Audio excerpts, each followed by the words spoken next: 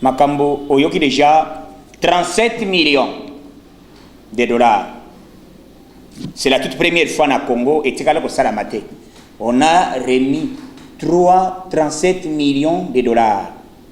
Na keso ezaki mbongo ezaki focalisé à 100 jours ya chef de l'État. Nana zongisi to éviter zana kata makambo ngo chips yo zana kati. On va savoir en plus to yeba yango. Puisque directeur à Robank à le était vieux na zongisi. Depuis justice à Congo banda monto atikala ko zongisa mbongo te. Bakanga.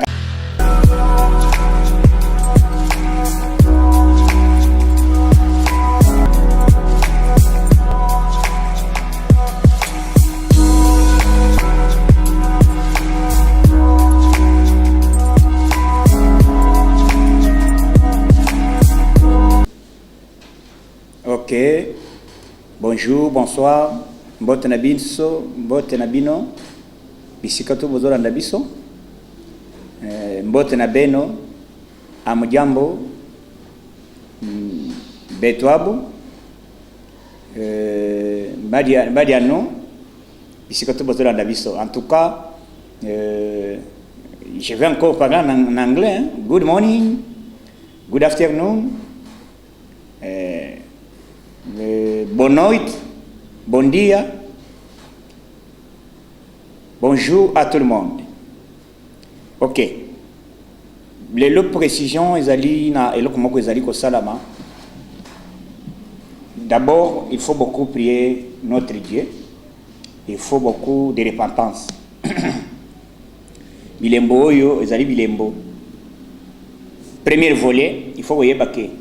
Zambe à la question première elembo yake bongo la motema ya mibale zali que Satan alinga profiter, d'où il fallait to se confier na to sambela mingi pona peuple na biso, to senga mawana Nzambe, to implorer toujours la miséricorde de l'Éternel, Dieu tout puissant, pour que maladie oyo il s'agit des cas mingi na ba mikila poto ce qui est le que c'est propager mingi awa surtout en Afrique, surtout RDC, combien les gens vont mourir. C'est pour cela tous les chrétiens, tous les pasteurs, je vous prie, chacun dans sa maison, vous devez prier, prier 2 à 3 fois par jour. Dieu va exaucer notre prière et puis maladie hors périmètre. Et le quoi les bossons à Sengibino, bon déjà étape nini, il y a déjà maintenant 2 décès. Au Badaï, Nana Kofi, les alliés directeurs cabinet adjoint, il y a Madame Agracia, ministre, à Otaki France, maladie Kotaki Mingi. Tango ici c'est déjà tard, donc mon entretien, premier soin n'a pas quoi, il est parti puisque maladie au Mélaki déjà. Après lui, j'ai encore appris que Nao Yazaraki chauffeur, il vient encore de décéder, c'est ça. Donc Makambo yo, ce n'est pas de la blague. Et c'est ça le moment où il y a une solidarité entre vous-mêmes, entre vous les Congolais. Beaucoup salanini, tokuiko salanini, ba oyo bazana moyen. Puisque l'État, budget est insuffisant, bien sûr, mais les autres sont bisognos to simba, to chamabok. Na qui moko soki makambu a déjà quelques millions na ba milliards. Ba merci félicitations puisque a 2 milliards na déjà ba milliards ya mbongo ezawana. Na ki ba monsieur Fali Poupa a ba quelques moyens na wazanango. Na yoki déjà ba mususu lelo président Pengisi réunion moko très urgent. Réunion japonani pour nous évaluer comment maintenant nous devons inviter mesures ni tokozwa pour nous télémis maladie oyo ezali kozwa au monde entier. Seigneur. Mon peuple nini ya ba chinois. Puisque ba chinois ba église kuna na mana. Bango bazali na système ya coutume. Chinois bazali na système ya coutume bango basambela katen. Yango bakiko créer basambela monde de ténèbres maladi wane nana yokate ekoti na Inde maladi oyo somona ekoti na Inde te ba pays nyon c'est ça touché na Iran kutu ezoboma batu plus. Mais balobi na Italie par jour eza 796 personnes. Bongo eza par jour. Bongo siko batutelize déjà combien? Premier pays à liwa ya batu bazo kufa mingi eza na Italie. Ba chinois ba créer bo rango siko na minute na yoki déjà banalise ezebele. Mais sauf ngai na lobaka liboso ngai yoka so na lobaki kisi oyo ezali makasi ezali chloroquine na lobaka nango balobi au moins ils sont formol on dirait na sala na mama yem kisi yango ezali nini oyoki déjà na Côte d'Ivoire balobi basomi chloroquine nyonso evide na ba pharmacie na Sénégal chloroquine esili chloroquine eza wapi na minute oyo maison ya chloroquine elobi ezali capable ya fournir.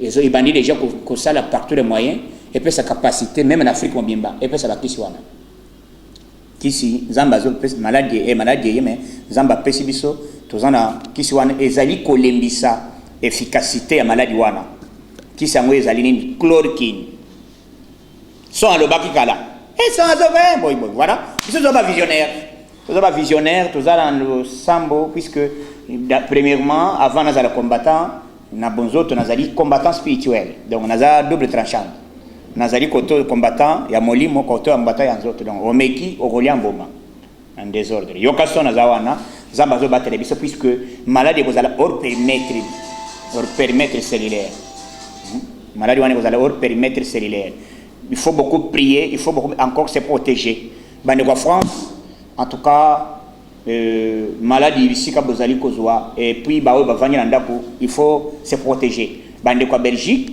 bande kwa Italie en tout cas nzamba pese bino makasi bo vanda na palais combattant nyonso bisika bozali bo vanda na palais puisque ezana tam vie bozali kolokata ya kobiema na bosala misala mondela zai kolinga teke peut-être les repos Seigneur Jésus a pese bino ya ke bo vanda na ndako c'est ça il faut se protéger tant ils ont mauvais, tant ils ont mauvais.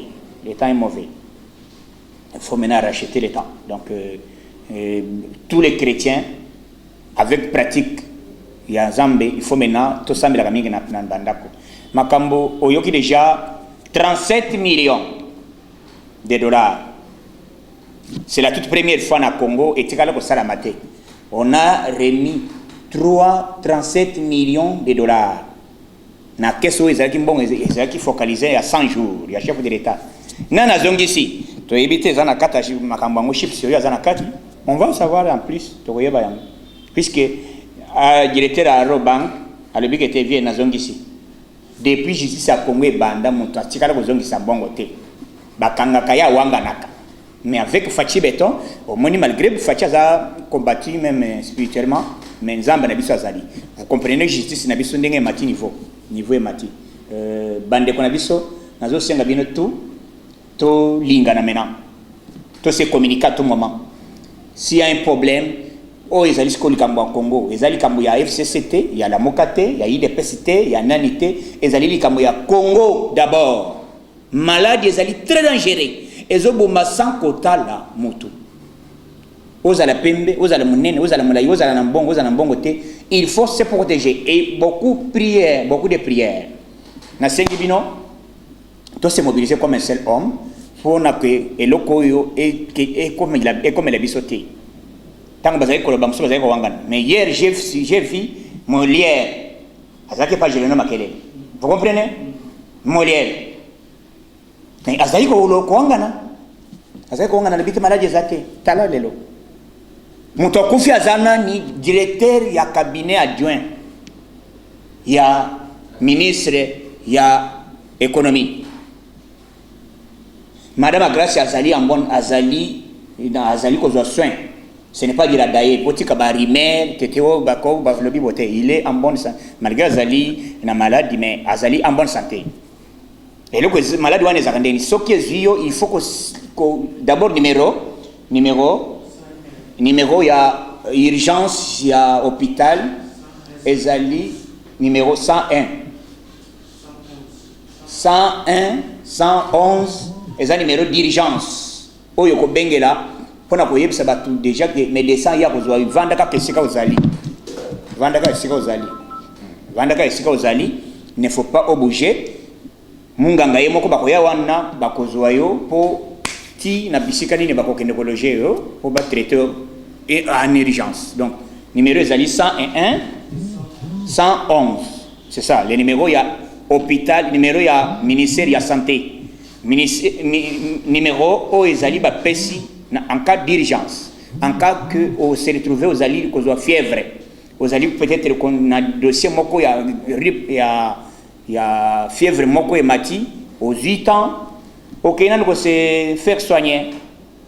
Koliga ko umela nanda kote. Makambo ezali na mboko na partie na biso. Vous voyez comment Nzambe omoni ozo préparer. Fachi béton azaya Nzambe. Maladie oyo sur le plan économique puisque vous ne pas kolobate. Ah nazo pesi nazo yela bino. Nalobaki lokola biso jusqu'au tozi 1 mois. 1 mois ya minute tozi 1 mois ya maladie. Bon nazo ke siko. Lokola siko tozi 1 mois mobimba. Bana bazo tanga te, bato bazo kende te. Siko yebisa ngai. Est-ce que l'élection est en 2023?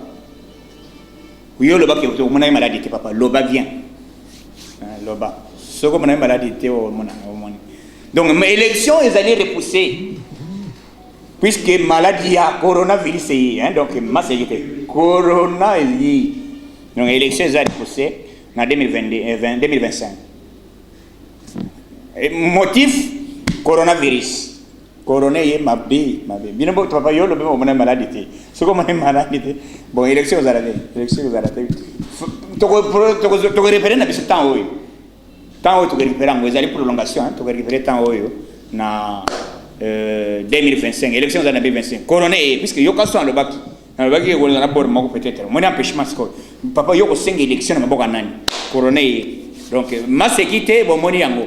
Ozomana yango maladie et esko ko sala makambo moko terrible. Donc il faut maintenant tout se préparer tant que fatia tout si sana makambo malade. Donc, on peut récupérer temps à cause de la classe. Bon, parce que sur le calendrier scolaire, pour pas besoin de la classe, vous avez une perturbation côté. Même si le plan y a avancement économique, perturbation côté, même s'il y a préparation, il y a élection, date vous allez bon côté. On va vous confirmer à partir de 2023, on va vous donner la date de l'élection. Donc, ce que le bi, j'en ai ma bonne amonango. Pour preuve. Assemblée nationale des CGT. Donc, même assemblée, puis nous pouvons, maman Janine, pour récupérer moi, pour récupérer. Non, même la Sénat, pour récupérer moi, malgré coroné. Donc, élection est reportée. Élection est reportée, motif coronavirus. Merci beaucoup, Congolais, nous sommes ici, besoin d'angai. Zamba peut se bien makasi. Sont aux awana, tokolobela mboka na biso tokolembate. Zamba protéger binu bisikato bozali. Tozo tindi la maladie à coronavirus. Fire. Il faut invoquer le fait de voir de Dieu. Mote tumba maladie wana esika bizali. Donc eziki sayango. Donc chacun, c'est ça le moment. Na moni monde entier, basore to bakombe kofukam. Basore bakombe kofukam. Basore bakombe kofukam ko sambe na nzambe puisque o ezali temps ya koyeba nzambe. Soko yebi nzambe te, ozali hors périmètre. Il faut koyeba nzambe, koyeba lo sambo. Yo sambe la kanani. Il faut koyeba nzambe. Donc le lona lingana préciser bino kete motif oyo et salami na minute ko s'inquiéter te o économie bese za bouger boyebote na minute coronavirus le golé élection peut reporter puisque dans la élection université zo s'arrêter marché zo s'arrêter économie zali paralysée ce que peut récupérer temps wana to récupérer mon ndenge Dieu merci zamba so biso makasi après ce biso encore force ya tout le belebino makamuni ne zayo le chaque moment makambo zali ko le kana mboka na biso. Vous serez toujours informés, soyons toujours déterminés derrière le chef de l'État, soyons déterminés avec vos contributions. Ça va nous aider et ça va aider la population congolaise. Nous vous remercions, quant à nous, nous vous remercions. Et Yokason, moi-même, je vous mets dans le main de l'Éternel Tout-Puissant. Que Dieu vous protège, que Dieu vous bénisse. J'ai dit bye bye. Merci.